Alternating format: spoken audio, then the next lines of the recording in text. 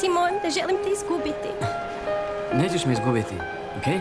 Gle, možeš izgubiti svoje role, svoje knjige, možda i svoju glavu, okej?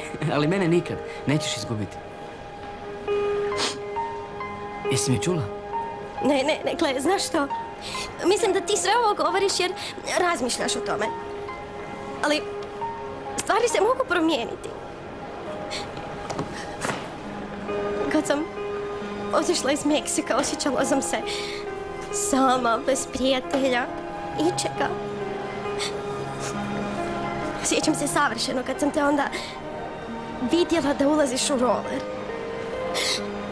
Osjećala sam kao da se Meksiko vratio meni. Vidjela sam more. Osjetila vjetar u kosi.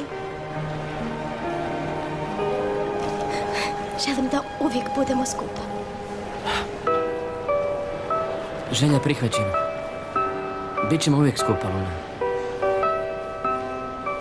I želim da mi govoriš sve, Luna. Sve što ti se događa. Reci, ja ću te saslušati. Što god bilo, što god to bilo, okej? Na primjer? Na primjer, ako ti se sviđa netko, da mi to i kažeš. Simon, jedini do kojeg mi je stalo si ti.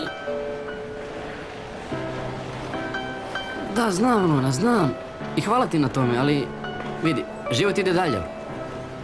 Okej? I ako si ti jednog dana udrš za astronauta koji te odvede na mjesec, ja ću cijele noći gledati mjesec i čekati da se vratiš. Svaku noć.